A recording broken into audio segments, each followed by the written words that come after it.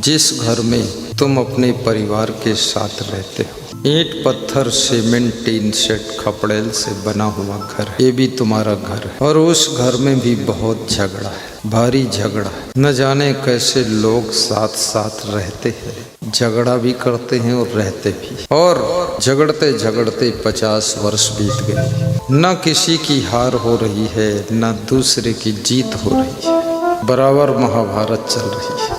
न पत्नी हारती है न पति जीतता है, न देवरानी हार मानती है न जेठानी हार मानती है। भाई भाई में झगड़ा, देवरानी जेठानी में झगड़ा, सास बहू में झगड़ा, पड़ोसी पड़ोसी में झगड़ा, बाप बेटे में झगड़ा, भाई बहन में झगड़ा, ससुर दामाद में भी झगड़ा है। और ये झगड़ा शिक्षित और अशिक्षित, पढ़े लिखे और अनपढ़ दोनों के घर में झगड़ा है। आप ये मत समझना जो पढ़े लिखे हैं उनके यहाँ झगड़ा नहीं है, खूब झगड़ा है। अनपढ़ लोग हैं उनके यहाँ भी झगड़ा है। फर्क इतना है, किसी के यहाँ कम झगड़ा है और किसी के यहाँ ज़्यादा झगड़ा है, पर झगड़ा है।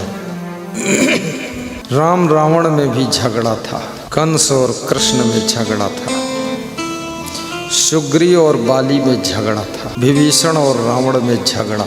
झगड़ा बहुत पुराना है। और बड़ी मजे की बात यह है कि मनुष्य झगड़ा करते करते आज तक थका भी नहीं है और रुका भी नहीं है और छका भी नहीं।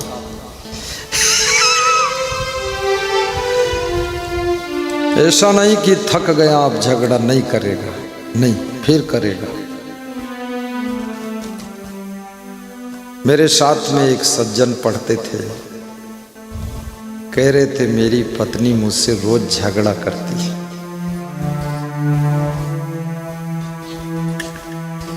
तो मैंने कहा तुम झगड़ा करते हो कि नहीं करते हो? बोले जब वो ज्यादा झगड़ा करती तो मैं भी झगड़ा कर देता। तो मैंने पूछा झगड़ा में होता क्या है? बोले घंटे 2 घंटे बोलचाल बंद हो जाती है और फिर बोलचाल शुरू होती तो फिर झगड़ा होता है। झगड़ करके लोगों ने 100 वर्ष की जिंदगी ढोया है। शांति ढूंढ रहे, सुख ढूंढ रहे, चैन ढूंढ रहे, लेकिन झगड़ा कर रहे। और जहां झगड़ा है वहां सुख और चैन कहां रह सकते। अब सवाल यह है झगड़ा है क्यों? झगड़ा का कारण है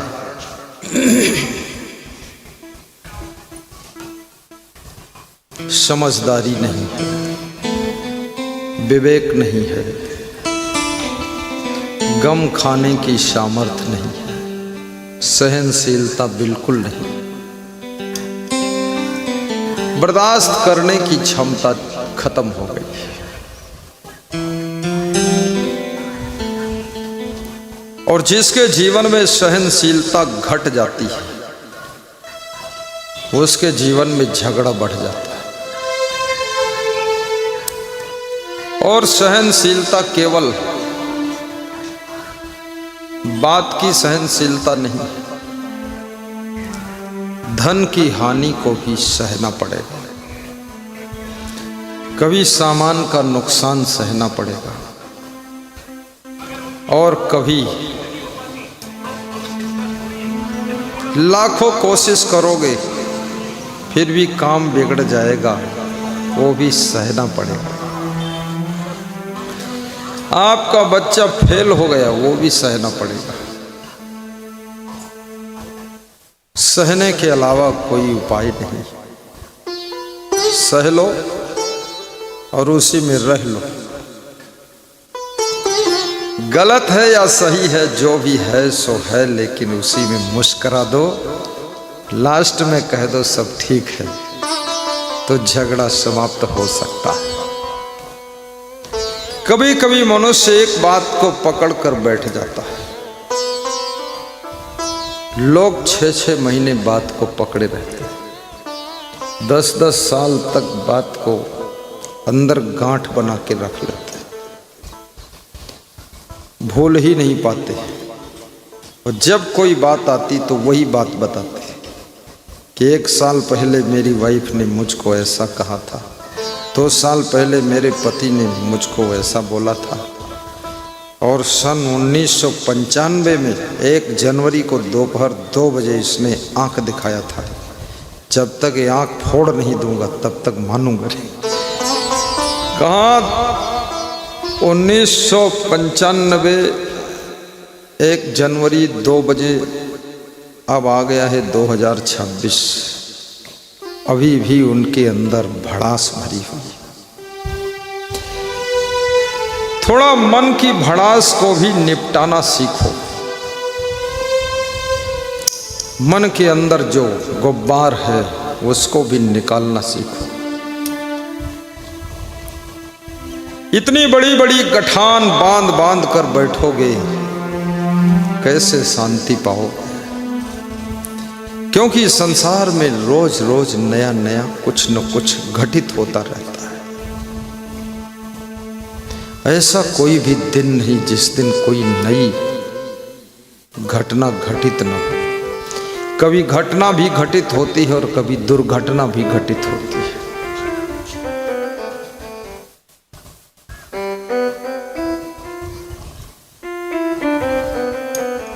भुलाना भी सीखो।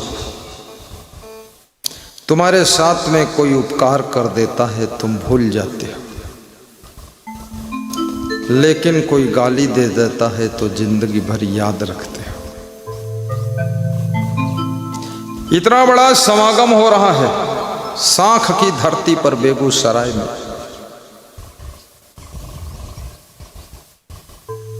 दो 4 साल के बाद लोग भूल जाएंगे, लेकिन जो नहीं भूलेंगे वो धन्य हो जाएंगे, और जो भूल जाएंगे वो पीछे की घिसी पिटी जिंदगी को फिर से दोहराते रहेंगे। भूलना नहीं है सत्संग को, ज्ञान की बातों को कभी भूलना नहीं चाहिए। अच्छा करने वालों को हमेशा धन्यवाद और सहयोग देना चाहिए।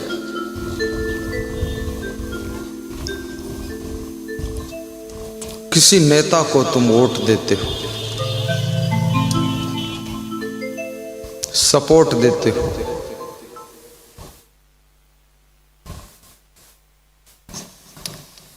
लेकिन याद रखना वो नेता वोट पा करके जीत जाता है, सड़क बना देता है, कभी नहीं भी बनाता है, नाली बनाता है, कभी नहीं भी बनाता है, लेकिन सड़क पर तुम चल करके कहाँ पहुँचोगे? मोक्ष के दरवाजे पर। बेगूसराय पहुँचोगे, खगड़िया पहुँचोगे, पटना पहुँचोगे।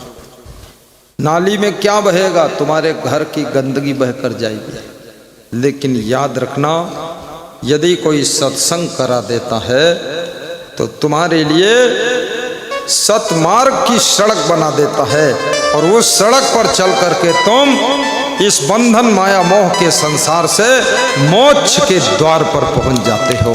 मोक्ष के द्वार पर पहुंच जाते हो। जय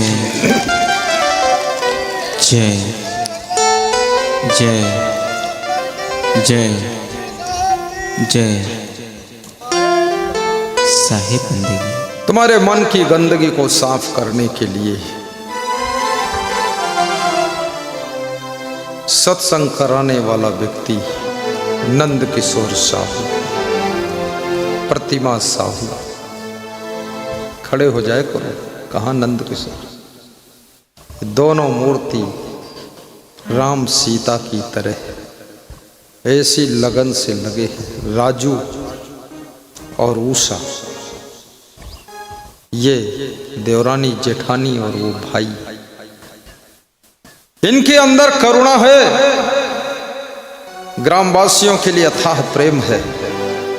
ये तो बाबा का दर्शन द्वारिका तीर्थ में भी कर लेते हैं, कबीर धाम लखीमपुर खीरी भी चले जाते हैं, लेकिन मेरे ग्रामवासी बाबा का दर्शन और बाबा का प्रवचन सुन करके जिंदगी जीना सीख जाएं, इसलिए सत्संग कराया। बोलिए सद्गुरुदेव की जय। विराजी, ये सत्संग कोई स्वार्थ का काम नहीं। सत्संग करा कर कोई सोचता है कि ये सत्संग करा रहे हैं, आगे मुख्यमंत्री बनेंगे इसलिए करा रहे हैं। कुछ लोग सोचते हैं सत्संग करा रहे हैं, इनको कुछ प्रॉफिट मिलने वाला है। प्रॉफिट परलोक का प्रॉफिट होगा, शांति का प्रॉफिट होगा, प्रसन्नता का प्रॉफिट होगा, पुण्य का प्रॉफिट होगा। और याद रखना, परलोक में उनको स्थान मिलता है जो लोग सत्संग कराते हैं, सत्संग सुनते हैं, सत्संग में सहयोग देते हैं और सत्संग में सेवा करते हैं, उनको परलोक में स्थान मिलता है। जो लोग सत्संग में बाधा डाल देते हैं, निंदा बुराई करते घूमते रहते, खिचड़ी अलग अलग पकाते रहते हैं, दही मथते रहते हैं, उन लोगों को भी स्थान मिलता है। उनको कहाँ मिलता है? उनको नरक लोक में स्थान मिलता है। और ये भगवान फैसला कर देता है। स्वर्ग लोक में स्थान पाना है तो सत्संग से जुड़ जाइए, सत्संग सुनना शुरू करिए, सत्संग का प्रचार शुरू करिए, सत्संगियों की सेवा शुरू करिए और सत्संग समागम कराना शुरू करिए, सत्संग में सहयोग देना शुरू करिए और सत्संग की व्यवस्था में हाथ बटाइए, शोभा यात्रा में झंडा लेकर निकल पड़िए। और याद रखना, ऐसा करने से तुम्हारा स्वर्ग का आरक्षण हो जाता है, स्वर्ग का रिजर्वेशन हो जाता है।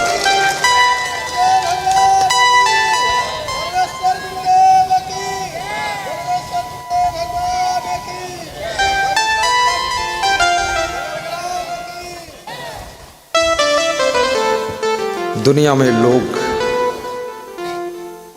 सभी स्वर्ग पाना चाहते हैं, लेकिन चाहने से थोड़े मिल जाएगा। हर विद्यार्थी 90% नंबर लाना चाहता है। कौन चाहता मैं फेल हो जाऊं? धेला भर पढ़ते नहीं हो, रात दिन सोते हो, मोबाइल के भीतर घुसे रहते हो। फैशन इतना है कि पीठ पर भी डिजाइन।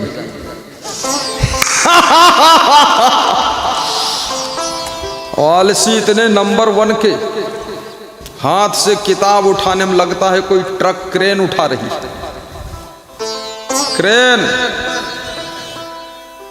आलसी को विद्या कहां? इसलिए याद रखना,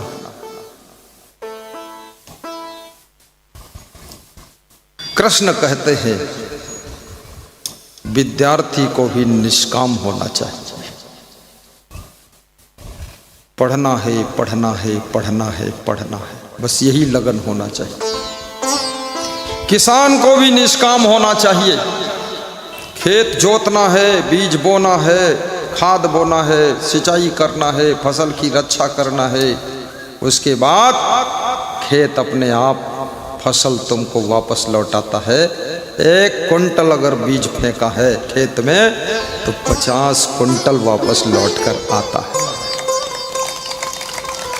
खाली माला जपते रहो कि फसल हो जाए, फसल हो जाए, फसल हो जाए, फसल हो जाए। ना खेत जाओ, ना जुताई करो, ना बीज बो, ना खाद डालो, ना सिंचाई करो, ना फसल काटो। आंगन में बैठो पति पत्नी एक लंबा माला लेकर 108 हाथ का घुमाते रहो खूब कि फसल की जय हो, फसल की जय हो। फसल वसल नहीं होगी, वो हाल होगा, भिखमंगा हो जाओगे। हाँ, दुकान में भी मेहनत करो, समय पर दुकान खोलो और दुकान पर मुस्करा कर बैठो। कितने लोग दुकान पर बैठते हैं और मुंडी नीचे कर लेते हैं और मोबाइल चलाते रहते हैं। ग्राहक आता है तो देखता है दुकानदार का तो ध्यान मोबाइल में है, इसके पास रहने दो, आगे चलो। दुकान पर बैठ करके मोबाइल में फिल्म देखने का टाइम नहीं है। कृपया केवल मोबाइल अटेंड करिए शार्ट में, बाकी अपना काम करिए। और कम ग्राहक हो ज़्यादा ग्राहक हो, कम प्रॉफिट हो ज़्यादा प्रॉफिट हो, लेकिन तुम्हारी मुस्कान में कमी नहीं आनी चाहिए, क्योंकि जहाँ मुस्कान होती है वहीं पर उन्नति और सफलता भी होती है। वनवास में भी राम मुस्करा रहे हैं, अयोध्या में भी राम मुस्करा रहे हैं, और तुम अपने घर में भी रो रहे हो, ऑफिस में भी रो रहे हो। हर समय रोया जैसा चेहरा, मुंह लटका कर बैठे हैं, लार टपका कर मुंह लटका कर। ये क्या कर रहे हो? ये संसार तुम्हारे अनुकूल कभी होगा नहीं, इसमें सब उल्टा ही हो रहा है। अभी मैं यहां जब आया तो हवाएं चल रही थी, धूल उड़ रही थी, उल्टा ही तो था, उल्टा पुल्टा। और व्यास गादी पर बैठा तो हो गया सुल्टा। धीरे हवाएं धीमी हो गई, धूल बंद हो गई, कुर्सियां खाली थी आधी, ये भी उल्टा ही था कि बाबा आ गए हो, कुर्सी आधी खाली। और उल्टा जब बाबा ने शुरू किया सब कुर्सियां भर गई, सुल्टा हो गया। राजस्थान में उल्टा और सुल्टा कहते हैं। सुल्टा मतलब सीधा हो जाना, उल्टा मतलब उलट पलट हो जाना। अच्छा ना लगे तो भी खुश रहना सीखो। और चल घोड़ी धाने धान, जैसी चल तैसी जजमान, इस फार्मूले को भी याद रखो। चल घोड़ी धाने धान, जैसी चल तैसी जजमान। एक घोड़ी पर बैठ करके पंडित जी जा रहे थे जजमान के यहाँ सत्यनारायण कथा सुनाने। पंडित सत्यनारायण कथा खूब सुनाते हैं और झूठ भी खूब बोलते हैं। ये सत्यनारायण की कथा सत्य बोलने के लिए थोड़े है, वो सत्यनारायण की कथा है और दुनिया में झूठ भी बोलना पड़ता है। कितना ही शास्त्रों में लिखी आ जाए कि झूठ पाप है, झूठ ये है, लेकिन झूठ बोलना ही पड़ता है। झूठ के बिना काम चलता ही नहीं, क्योंकि सारा संसार ही झूठ है और झूठ में झूठ ही बोलकर निकल पाओगे। अगर ज़्यादा सत्य बोलोगे राजा हरिश्चंद्र की तरह डोम के घर पानी भरोगे। इसलिए मैं कभी इस साखी का ज़्यादा वर्णन नहीं करता हूँ। साँच बराबर तब नहीं, झूठ बराबर का फालतू बात। सत्य और झूठ मिलाकर ही चलेगा। तुम दुकान पर बैठते हो, ग्राहक पूछता है ये सामान कितने का, तुमने कहा 20 रुपये। तुम सत्य बता दो ये 13 रुपये का है, तो क्या वो 14 रुपया देगा तुमको? दुकान का किराया कैसे निकलेगा? बिजली का किराया कैसे निकलेगा? नौकरों का वेतन कैसे निकलेगा? लोग हमसे पूछते हैं गुरु जी हमारा घर यहाँ से 40 किलोमीटर है, थोड़ी दूर है, बगल में है। तो हमने कहा ठीक है, बगल तुम्हारी। तो बोले ज़्यादा खर्चा नहीं आएगा, कितना तेल लग जाएगा? वो तेल जोड़ता है, टायर जोड़ता ही नहीं। तेल जोड़ के हमको समझा देता इतने में हो जाएगा। हमने कहा टायर? बोले टायर का हमरे कार्यक्रम में फट जाइए, आगे जब फटी तो कोई और। तो हमने कहा बीमा? बोले वो हो चुका पहले से, वह कुछ नहीं देना। तो मैंने कहा सर्विसिंग? बोले सर्विसिंग तो करवा चुके हो, बाद करवा लिया। याद रखना, अगर झूठ बोलने से भी परिवार में शांति का जन्म होता है तो वो झूठ तुम्हारे सत्य से भी 1000 गुना ज्यादा पुण्यशाली है। कभी आपकी पत्नी पूछती है कि अम्मा क्या कह रही थी हमारे बारे में, तो तुम बता दो अम्मा कह रही थी कि ऐसी बहू मिली है जीवन धन्य हो गया। तो सास बहू में प्रेम बढ़ जाएगा। सासू पूछेगी तोर पत्नी हमारे बारे में का सोचत, तो बोल दो तुम्हारे बारे में का सोची, अपनी अम्मा को छोड़ी दी से, तुम्हारे सहारा है, तुम्हारे बारे में अच्छा सोचत है। और कहा थे कि सासू हमारी बहुत अच्छी है, बस यह सोचत और का, तो सासू भी खुश हो जाएगी। याद रखना, थोड़ा बात को बना करके भी बोलिए, आटा डायरेक्ट खा लो तो पेट की आंतों में चिपक जाएगा, मर जाओगे। थोड़ा उसको रोटी बनाकर खाइए तो आटा ताकत भी देगा और जिंदा भी रह जाओगे। इसलिए बात को थोड़ा घुमाना पड़ता है।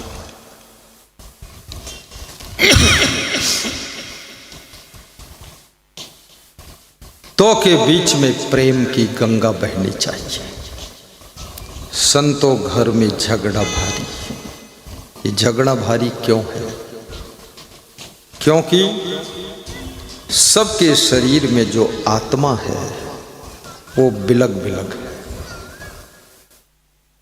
सबका शरीर अलग अलग है, सबका मन अलग अलग है, सबके विचार अलग, संस्कार अलग, सोच अलग।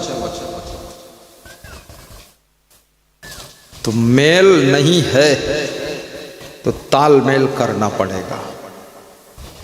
किसी के साथ में 100% मेल खाता ही नहीं। छत्तीसगढ़ के एक बहुत बड़े भक्त गौटिया जी जमींदार कह रहे थे, मेरी पत्नी से 60 साल से मेरी लड़ाई हो रही। तुमने कहा लड़ाई का मुद्दा बदला है कि वही है? बोले वही मुद्दा, एक ही मुद्दा। तुमने कहा विजय किसकी हुई?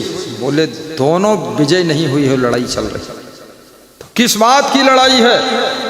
बोले पत्नी गंदगी रखती है और मैं सफाई रखता हूँ, उसको सफाई सिखाता हूँ वो सीखती नहीं है, और गंदा खिलाना चाहती मैं खाता नहीं हूँ, और गंदगी सफाई के कारण पति पत्नी में लड़ाई चल रही है।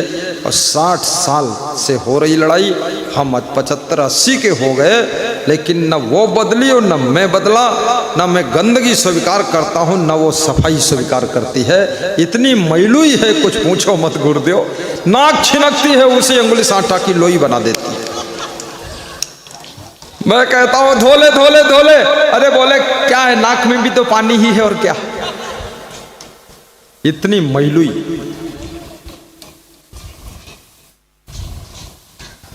याद रखना, परस्पर का झगड़ा मिटाना है तो थोड़ा खुद को भी बदलो। तुम गौर से शांति से सोचो कि मेरी पत्नी मुझसे क्यों दुखी होती है, कुछ कारण। मेरा पति मेरे से क्यों ज्यादा एंटी होता, कारण है। कारण को थोड़ा कम करो ना, मिटाओ, गंदगी खत्म करो। उचित बात को मानना शुरू कर दो, जिद और हट को छोड़ दो, तालमेल बैठ जाएगा। लोग उचित बात को भी मानना नहीं चाहते, लोग आदत में जीना चाहते हैं, जो आदत बन गई। जहां सफाई रहती है वहां पर लक्ष्मी भी रहती है, और जहां गंदगी रहती है वहां पर याद रखना दरिद्र निवास करता है। इसलिए अपने घर को भी साफ रखो, बेडरूम को साफ रखो, गद्दे चादर भी साफ रखो। कोशिश करो जितना अधिक से अधिक सफाई रहे। दुकान को भी साफ सुथरा रखो, चमाती हुई दुकान, गाड़ी को भी साफ रखो। अपना मुंह भी साफ रखो, मुंह धो लो। कितने लोग सवेरे मुंह धोते हैं और फिर दूसरे दिन सवेरे ही धोते हैं, बीच में धोते ही नहीं। स्नान करते हैं उसी समय पांव धो जाते हैं, फिर पांव धोते ही नहीं, अगले दिन स्नान के साथ हम धो जाएंगे। गंदगी, ये गंदगी ही धरती का नरक है, और गंदगी ही तुमको गरीब बनाती है।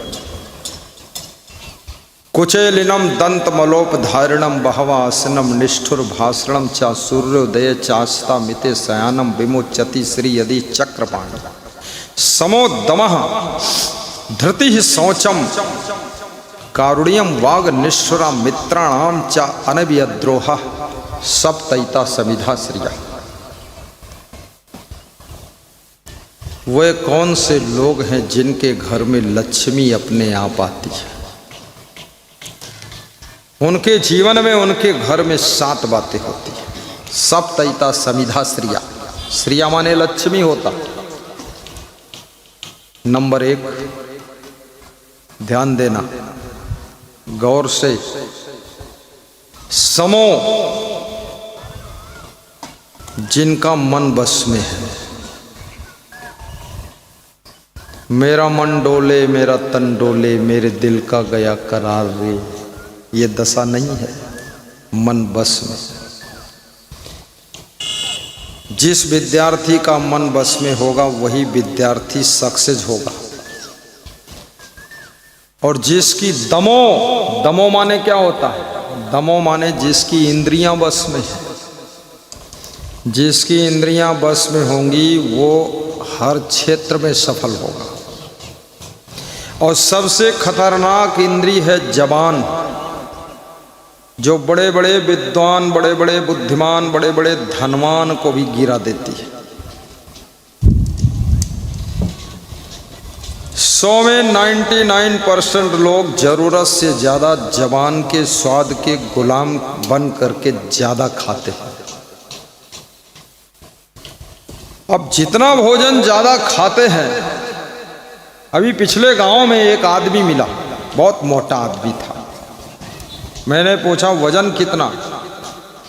बोला 1.25 कुंटल के ऊपर है। हमने कहा 1.5 कुंटल बोलना। बोले शर्म लगती इसलिए 1.25 कुंटल के ऊपर बोल देता। उम्र? बोले 34 साल। बोले डेवलप क्या किया? बोले सामने है, इतना बड़ा शरीर डेवलप कर दिया, ये कोई कम?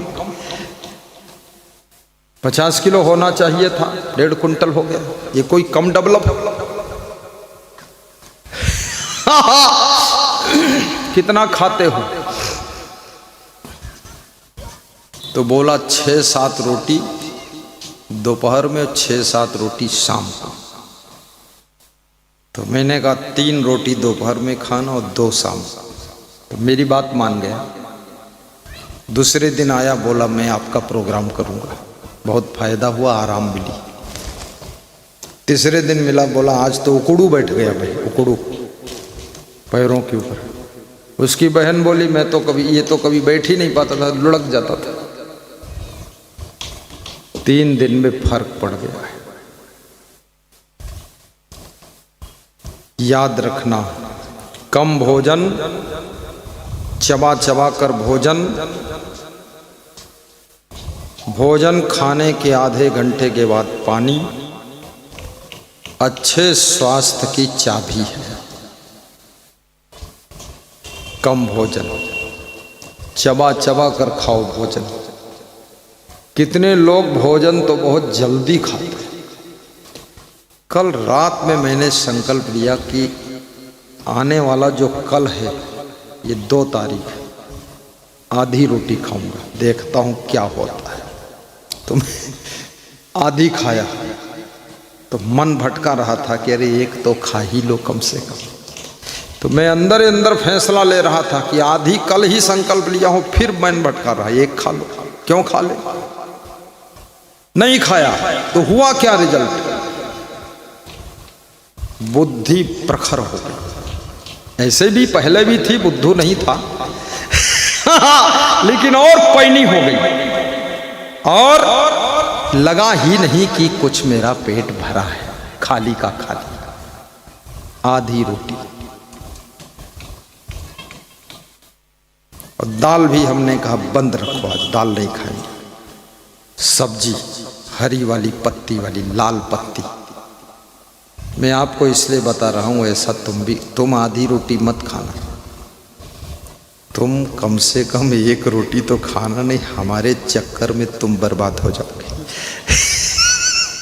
क्योंकि हमारे पास हार्ड वर्क नहीं है, इसलिए मेरी बराबरी मत करो। तुम्हारे पास बहुत कार्य है, 1 खाओ 2 खाओ, लेकिन 3 के ऊपर मत जाओ। हार्ड वर्क कम है तो कम खाओ, कल से ही फर्क पड़ जाएगा। आज शाम को ही संकल्प ले लो, शाम को ओट्स खाइए दूध में बनाकर, किसी दिन नमकीन ओट्स, किसी दिन दलिया, किसी दिन खिचड़ी, और 1 चम्मच देसी गाय का घी डालकर खाओ। कभी पाइल्स नहीं होगी, पेट साफ रहेगा। तो दमो जिसकी इंद्रियां बस में, और सभी इंद्रियां खतरनाक। आंख भी बहुत चंचल है। कान भी चंचल है, जीवा भी बहुत लोलुप है और नाक भी चंचल है, बहुत सेंट पेंट सूंघना चाहती है। और आंख, नाक, कान, जीवा, स्पर्शेंद्री, ये त्वचा आदमी कोमल नरम छूना भी चाहता है, कुछ न कुछ छूता रहता है।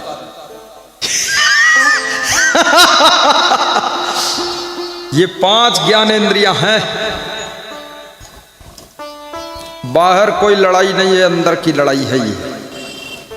कबीर साहब कह रहे हैं, समो दमो धृति, और जिसके पास में धैर्य है, जो डरता नहीं, घबराता नहीं, साहस टूटता नहीं, कितना नुकसान हो जाए, कितना कुछ हो जाए, लेकिन जिसकी मुस्कान खोती नहीं।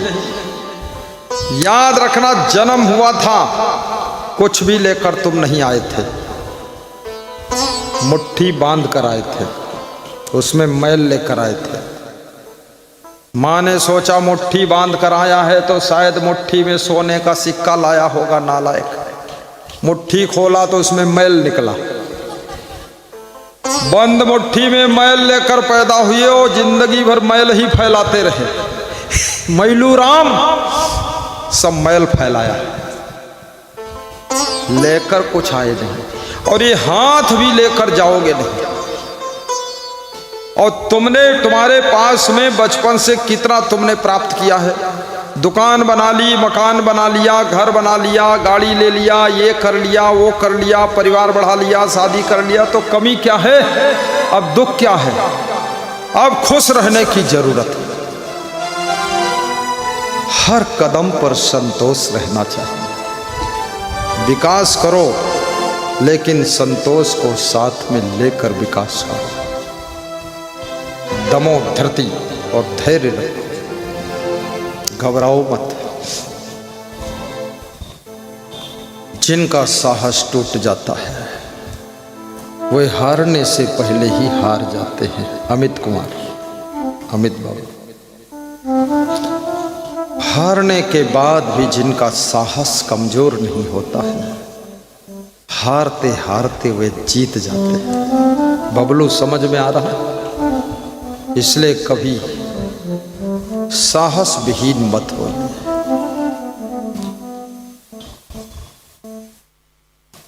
एक छोटा सा राजा छोटे राज्य को चला रहा था शांति से। बड़े राजा ने लेटर भेजा, चिट्ठी भेजा कि अपना राज्य मेरे राज्य में शामिल करो, अन्यथा युद्ध करो, और युद्ध में जीत जाओ तो राजा बने रहो, हार जाओ तो आपका राज्य में जबरदस्ती अपने राज्य में मिला। बड़ी मछली हमेशा छोटी मछली को खा जाती है। कमजोर देश को ताकतवर देश हमेशा घुड़की दिखाते रहते हैं, आंख गुरेरते रहते हैं। इसलिए कृपया मेहनत करिए, न धन में कमजोर रहिए, स्वास्थ्य को संभाल कर रखिए, शरीर से कमजोर भी मत होइए, और परिवार को भी बड़ा करके रखिए ताकि फैमिली से भी कमजोर मत होइए, और जनसंख्या भी जबरदस्त रखिए, आप संख्या में भी कमजोर मत होइए। जिनकी संख्या कम हो जाती है, एक दिन उनका अस्तित्व भी खतरे में खड़ा हो जाता है। धीरे धीरे हिंदुओं की संख्या घटती जा रही है, दूसरे मत मजहब की संख्या बढ़ती जा रही है। 130 देश ईसाइयों के हैं, 57 देश मुस्लिमों के हैं, और हिंदुओं का एक भी देश नहीं है। फिर भी हिंदू चादर तान कर सो रहा है, उसको अभी चिंता नहीं है, सोया हिंदू है। हिंदुस्तान के 15 टुकड़े हो चुके हैं, 16वां टुकड़ा और न हो जाए, इसकी जरा चिंता कीजिए। बहुत कम बच्चों को जन्म मत दीजिए, क्योंकि जिनकी संख्या अधिक है उनकी वोट अधिक है, जिनकी वोट अधिक है उन्हीं का प्रधानमंत्री और मुख्यमंत्री बनता है। और जिसका प्रधानमंत्री होता है कानून बदलने का ताकत रहता है। तो मैं निवेदन करूंगा संख्या भी थोड़ा कम न होने पाए। तो राजा का छोटा राज्य था, बड़े राज्य के राजा ने सूचना भेजा तो इस छोटे राजा को रात भर नींद नहीं आई। नींद ना आने का भी कोई कारण होगा। जिनको जिनको नींद नहीं आती है उनको कोई भय होगा। बेटी जवान हो गई, शादी करने के पैसे नहीं है तो भी नींद नहीं आ रही, सोचते रहोगे अरे क्या करें। बिजनेस डगमगा रहा है तो रात में नींद नहीं आएगी। इसलिए कृपया सावधान रहिए, हर समय अलर्ट रहिए। 1 मिनट चूक गए तो भारी नुकसान हो जाएगा। और आज की लापरवाही कल आपको टेंशन में गिरा देगी। और आज तुमने जो भी आलस्य किया है कल बहुत बड़ी चिंता के शिकार आप बनोगे।